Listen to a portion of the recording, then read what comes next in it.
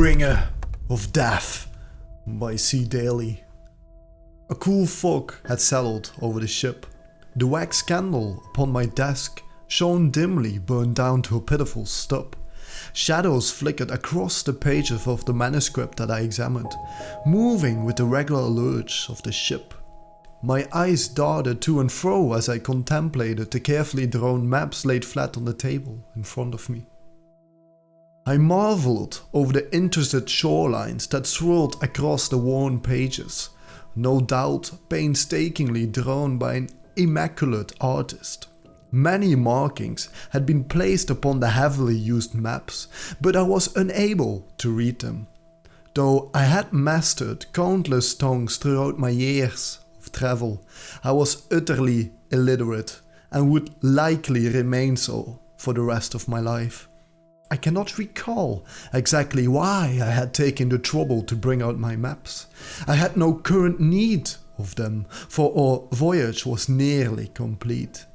Perhaps I simply desired a distraction to ease my mind and calm my senses. A brief flash of bright light illuminated my cramped quarters. The sun had, for a moment, cut through the early morning fog that engulfed the sea. Through the small window in the side of my room, I caught a glimpse of the grey, rocky Sicilian shoreline. My heart skipped a beat and I jolted upright. My time had come. My hand moved to my chest and underneath my tunic, where it grasped a small metal pendant that hung about my neck. The thin string that held it was old and frayed. I pulled the pendant firmly away from myself, snapping the string in half. Holding it in front of the dying candlelight, I examined it closely. It was made of bronze and incredibly light. The inside was hollow, I knew as much, and the layer of metal felt so thin that I should be able to crush it with my bare hands. A small smile crept onto my lips. I was, in that moment of time, the only human being who understood and appreciated the doom that would soon ravage this world. My hand began to shake as an overwhelming mix of excitement and dread overtook me.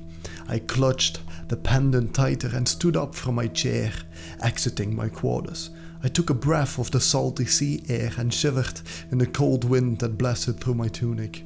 I turned around and looked upwards towards the wheel, locking eyes with my first mate, who was carefully guiding our ship through the fog and into the harbour of Sicily.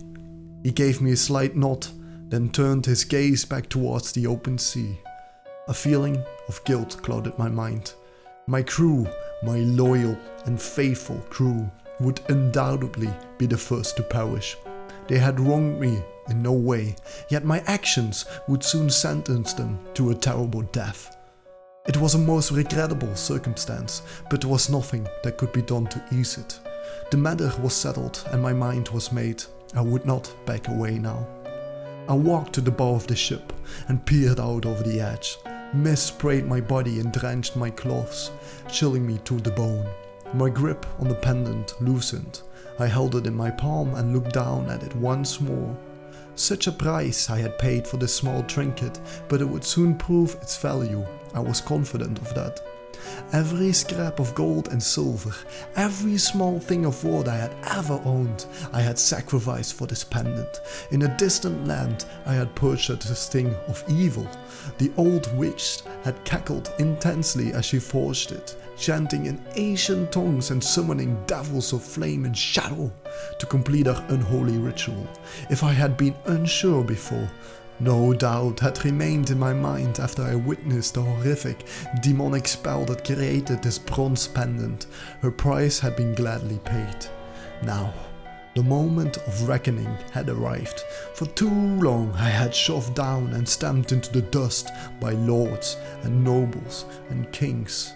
For too long I had been denied the successes and riches that were rightfully mine. My desires for wealth and fame festered within me like an abscess that could never be filled. Day after day, year after year, my thirst for power and recognition remained unquenched. On this day, It would all end by my hand.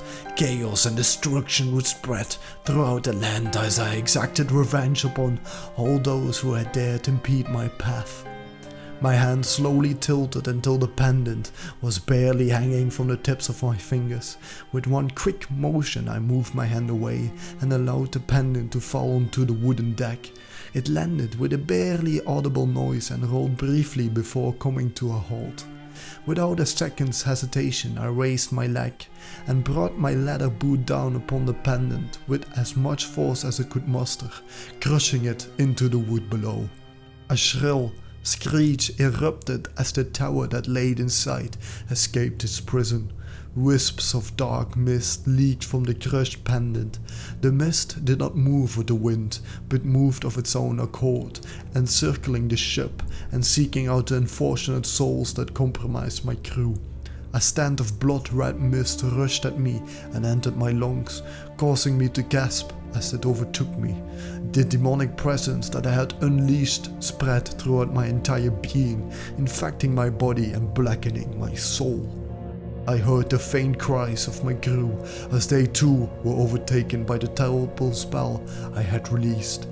The seed of death had been planted within me, and I could feel it beginning to take root.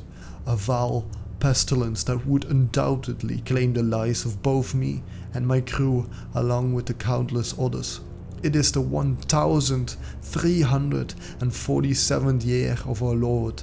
My judgment has been cast, and I have damned all men across the face of the earth. They shall taste my wrath, and their happiness shall turn to ashes in their mouths. My name will soon be forgotten, but I shall leave a scar across human history that no other mortal could hope to match. For I am the herald of doom, the spreader of the plague. I am the bringer of the Black Death. The Black Death was one of the most devastating pandemics in human history, resulting in the deaths of an estimated 75 to 200 million people. The plague reached Sicily in October 1347, carried by 12 Genoese galleys.